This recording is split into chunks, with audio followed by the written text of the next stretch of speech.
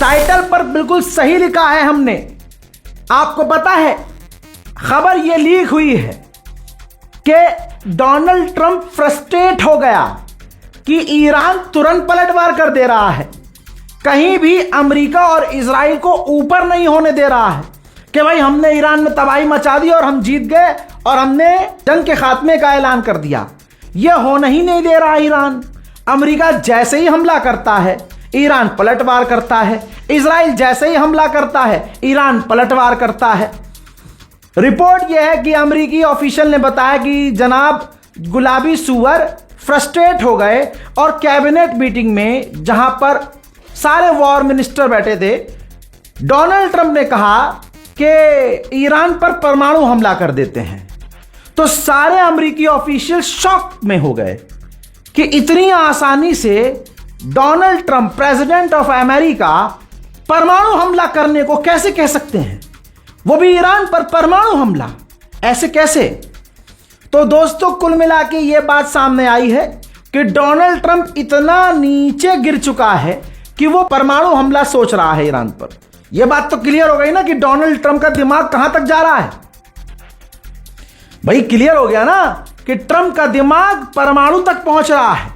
तो एक्सपर्ट ये कह रहे हैं कि जिस तरह से डोनाल्ड ट्रंप के हाथ में पावर है और उसने मुंह से जो कह दिया है अपनी कैबिनेट में, कोई बात नहीं कि ईरान पर यह परमाणु हमला करने की शुरुआत कर चुका हो, यानी तैयारी हो चुकी हो। इसीलिए ईरान के आसपास सऊदी अरब के आसमान में, यूएई के आसमान में, जॉर्डन के आसमान में अमेरिका का परमाणु बॉम्बर देखा जा रहा है। दुआ कीजिएगा। ठीक इसी के बाद डोनाल्ड ट्रंप ने अपनी रिपब्लिकन पार्टी और विपक्ष की पार्टी से रिक्वेस्ट की है कि $350 बिलियन अपनी फौज के लिए जो रिक्वेस्ट किया गया है उसको अप्रूव कर दें। हमारी फौज को $350 बिलियन की जरूरत है। आपके स्क्रीन पर अमेरिकी सेनेटर है, एक ट्रंप की पार्टी का है, जहरीला बयान देता है। इसने यहां तक कह दिया है कि अगर डोनाल्ड ट्रंप ईरान की oil refinery, oil facility, electric facility यानी बिजली घर, तमाम इन संस्थानों पर हमला करते हैं तो हम उनके साथ हैं। याद रखने वाली बात है, आपको फिर से बता रहा हूं, यही अमेरिका जो 3 दिन पहले तक इजराइल को रोक रहा था कि ईरान पर हमला ना करो, अगले ही दिन खुद ईरान पर हमला कर देता है। पर नेतन्याहू ने मजे लिए चुटकी ली, कहा कि अभी 2 दिन पहले इजराइल को रोक रहा, हमें रोक रहा था अमेरिका, और अब खुद हमला कर रहा है। और अमेरिका ने जो हमले किए हैं उसमें हमारा कोई रोल नहीं, हमने ईरान पर हमला नहीं किया। यानी गुलाबी सुअर किसी भी हालत में भरोसे के काबिल नहीं है। डे 1 से वाहिद आपका ये एक नौकर बार बार कह रहा है कि ईरान अमेरिका पर भरोसा ना करे।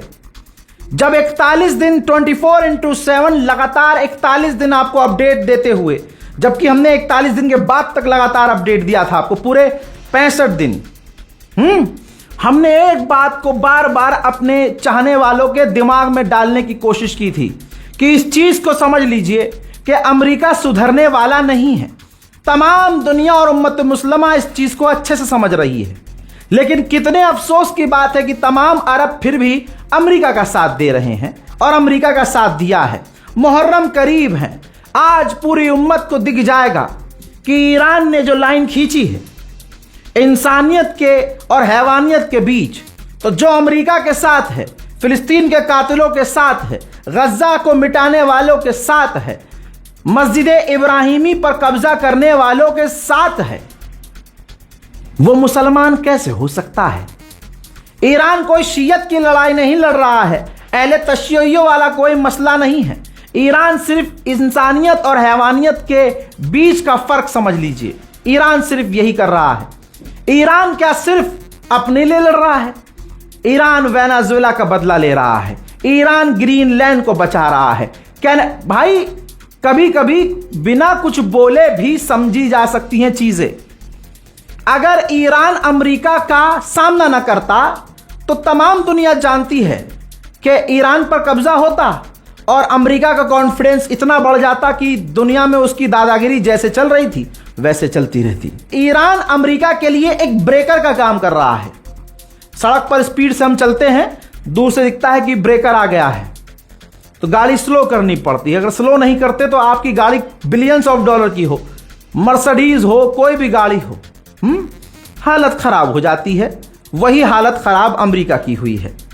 अब क्यों मैंने कहा कि अमेरिका पर भरोसा नहीं करना चाहिए? क्योंकि कल रात के हमले के बाद अमेरिका के डोनाल्ड ट्रंप के सेनेटर ने कहा है कि कल रात के हमले के बाद अगर ईरान नहीं सुधरा तो हम ईरान पर और बड़े हमले करके फुल स्केल वॉर में उतर जाएंगे। सोचिए 41 दिन पिटने के बाद फिर सीज फायर क्यों किया था अमेरिका ने?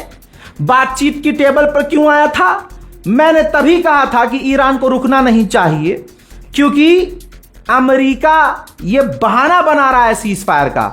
उसे मिडिल ईस्ट में अपने रडार ठीक करने हैं, उसे अरब देशों को हथियार देने हैं, उसे इजराइल को हथियारों से पाटना है, दुनिया भर से हथियार इकट्ठा करके अपने साथी देशों को देना है। वही हो रहा है।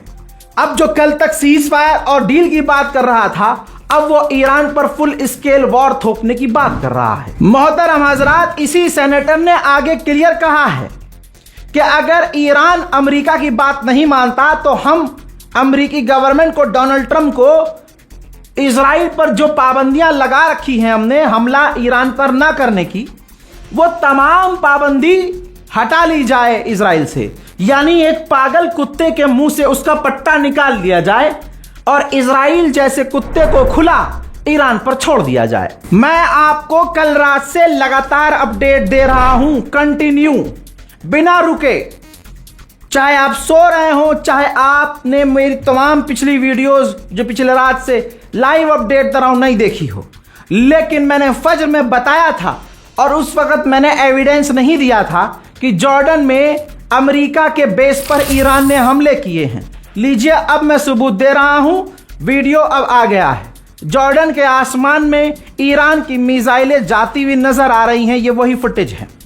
और फिर यही मिसाइलें हैं जो जॉर्डन में अमेरिका के बेस पर गिरी हैं। पिछले अपडेट में डोनाल्ड ट्रंप का मैंने बयान बताया था जिसमें उसने कहा कि स्ट्रेट ऑफ हॉर्मुज खुला हुआ है।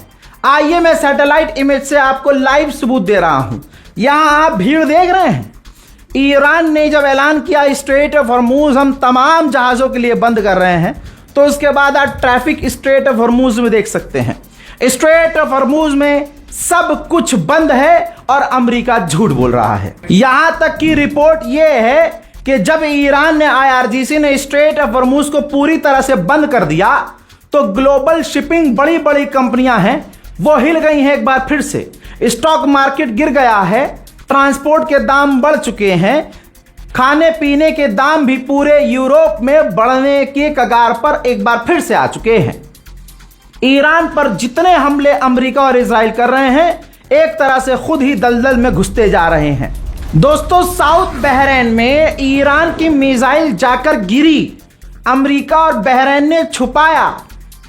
उस मिसाइल के गिरने से आसपास के इलाकों में आग लगी और कम से कम 3 से 4 घंटा हो गया। जब मैं ये अपडेट रिकॉर्ड कर रहा हूं तब भी खबर मेरे पास यही है कि उस इलाके में आग लगी हुई है, कंट्रोल अभी तक पाया नहीं गया है। देखिए, बहरीन के ऊपर से मिसाइल गुजर रही थी। बहरीन ने चालाक बनके उस मिसाइल को रोकने की कोशिश की तो इंटरसेप्टर का ही टुकड़ा बहरीन की राजधानी मनामा में आम लोगों के घर के ऊपर गिरा, खुले में गिरा, जिसकी चंद तस्वीरें आपके सामने हैं। इसमें हादसा यह हुआ कि 8 साल की बच्ची घायल हो गई, जिसे तुरंत अस्पताल भेजा गया। वो मिसाइल बहरीन में नहीं जा रही थी, बहरीन के अंदर अमेरिकी फौज के अड्डे पर जा रही थी।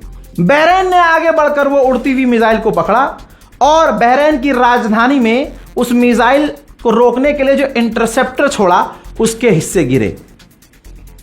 तो अमेरिका को बचाने के लिए, अमेरिका के बेस को बचाने के लिए अरब अपने लोगों को नुकसान में और खतरे में डाल रहे हैं। पेंटागन कौन नहीं जानता, अमेरिका का वॉर मशीन पेंटागन, जहां से तमाम फैसले लिए जाते हैं कि क्या करना है। हजरात, उसी पेंटागन के पूर्व एडवाइजर अधिकारी, भाई पेंटागन चलाने वाला था, भाई वो पहले पेंटागन चला चुका है। उसने पता है क्या कहा? उसने कहा पर्शियन गल्फ का बेताज बादशाह वन एंड ओनली ईरान है। ईरान का सिक्का पर्शियन गल्फ में चलता है। ईरान को पर्शियन गल्फ में हटाना नामुमकिन है, उसे हराना मुश्किल है। और इसने यह भी वर्ड यूज किया है कि ईरान ये जंग जीत चुका है। पेंटागन के पूर्व एडवाइजर ने यह भी कहा है कि ये मैं जो बोल रहा हूं यह बात डोनाल्ड ट्रंप के एडवाइजर और अमेरिकी टॉप ऑफिशियल भी जानते हैं। वहीं मेरे दोस्तों, डरपोक मोदी और डरपोक मोदी की सरकार को हिंदुओं को देख लेना चाहिए, लेकिन हिंदू मजबूर है क्योंकि 2014 से सिर्फ नफरत मुसलमानों के लिए दिल में अपनाई है इन्होंने। तो आज ये सच नहीं बोल पाएंगे।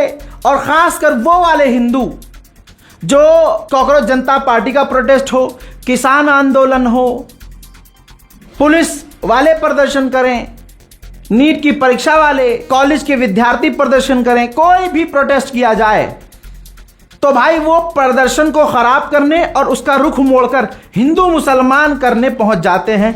ऐसे हिंदुओं की हिंदू रक्षा दल और पता नहीं कौन कौन से दल और वो हिंदू सेना, करनी सेना, बजरंग दल, इनकी औकात नहीं है। अब हमारे भारतीय 2 जहाजों पर अमेरिका ने, इस हराम के जने ने हमला किया। पहले हमारे भारत के माननीय प्रधानमंत्री मोदी को अपमानित करता है गुलाबी सुअर।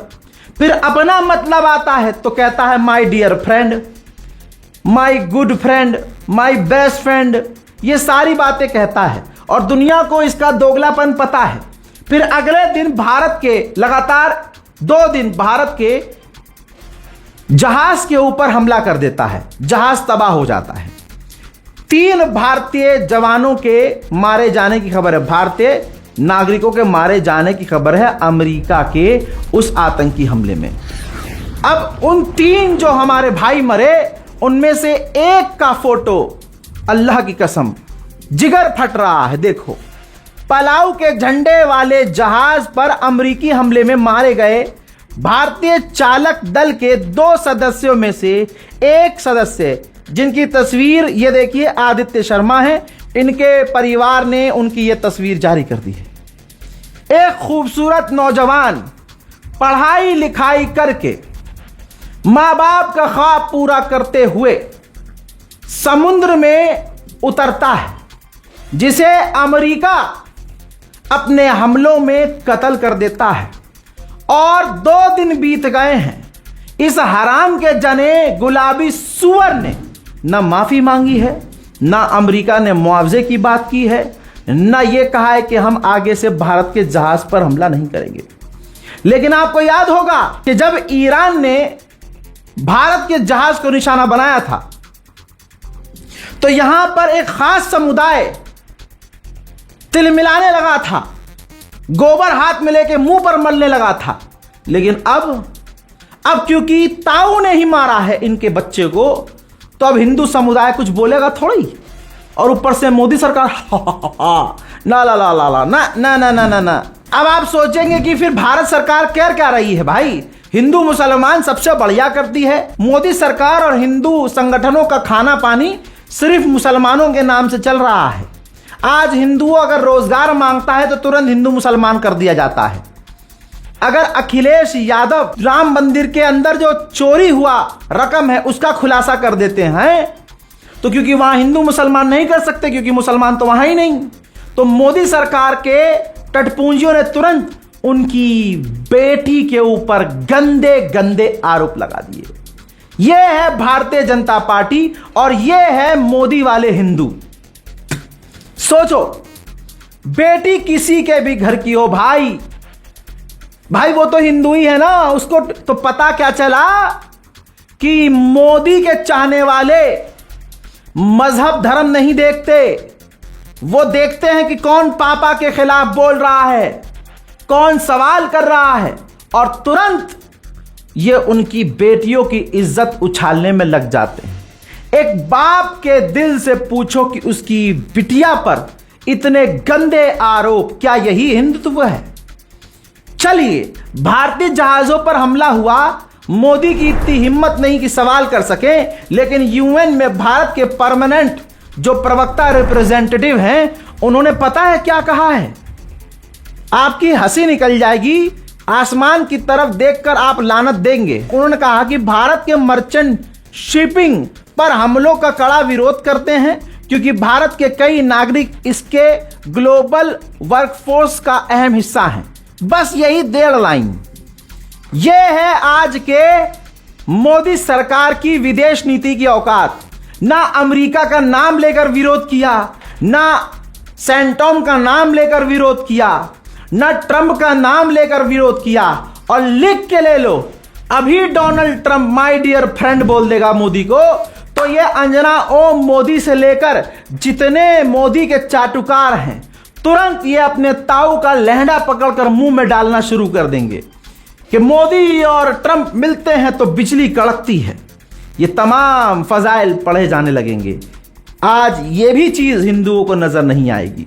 नफरत ही इतनी भरी है। ईरान की गवर्नमेंट, इस्फहान की गवर्नमेंट ने ऐलान किया है कि सुबह 9 से दोपहर 3 बजे तक जो इस्फहान में धमाकों की आवाज आएगी, उससे आप जनता ना घबराए, क्योंकि अमेरिका इजराइल के वो बम जो जमीन में घुसे और फटे नहीं, हम उसको पूरी तरह से डिस्ट्रॉय कर देंगे, खुद ही फोड़ देंगे। मोदी सरकार और इन हिंदूवादियों की औकात नहीं है कि अपने हिंदू भाई के लिए कुछ बोल सके, लेकिन खुदा की कसम मैं बोल रहा हूं और ये आवाज उठाता रहूंगा अंतरराष्ट्रीय प्लेटफॉर्म पे भी खड़ा होकर कि डोनाल्ड ट्रंप गद्दार है, दोस्त बोल के हमारे प्रधानमंत्री के पीठ में छुरा भोंकता है। हमारा हिंदू समुदाय इजराइल और नेतन्याहू और ट्रंप को इसलिए पसंद करता है क्योंकि वो मुस्लिम विरोधी है। लेकिन देख लीजिए, अमेरिका के अंदर ही एक महिला ने CNN पर बैठकर डोनाल्ड ट्रंप की पोल खोली है, जिससे हड़कंप मच गया है। उसने साफ तौर से कहा है, अमेरिका की नेता मेजॉरिटी ट्रेलर ग्रीन ने डोनाल्ड ट्रंप पर खुलासा किया कि जेफरीन एप्स्टीन अपराधी जिस पर अमीर लोगों को कम उम्र की लड़कियां सप्लाई करने का आरोप था, उससे जुड़े सीक्रेट फाइलों को लेकर उन्होंने कहा कि ट्रंप ने इन फाइलों को दुनिया के सामने से आने से इसलिए रोका क्योंकि उनके और उस फाइल के अंदर डोनाल्ड ट्रंप के नाम थे और ट्रंप के दोस्तों, ताकतवर दोस्तों के नाम थे। उन्होंने ट्रंप को गद्दार कहते हुए आरोप लगाया कि वे समाज के हाई प्रोफाइल और बच्चों का शोषण करने वालों को बचा रहे थे। यानी अमेरिका के अंदर टॉप की एक जानी मानी महिला ने CNN के सबसे, यानी अमेरिकी सबसे बड़े चैनल पर कह दिया है कि गुलाबी सुअर ये घिनौना काम करता था। अब आप देखिएगा, जो अंजना ओम मोदी ईरान में रोटी EMI पे मिल रही है, ये ज्ञान दे रही थी, पेल रही थी ज्ञान, वो अंजना ओम मोदी की इतनी भसोट नहीं होगी कि अमेरिका का विरोध कर सके, क्योंकि बोला वही जाता है। इन गीदड़ों के मुंह से शब्द वही निकलता है जो टेलीप्रॉम्प्ट पर सामने चल रहा होता है, और टेलीप्रॉम्प्ट पर वो चलता है जो मोदी अपने दफ्तर से लिखवा कर भेजते हैं। रिपोर्ट शेयर करना। जय हिंद।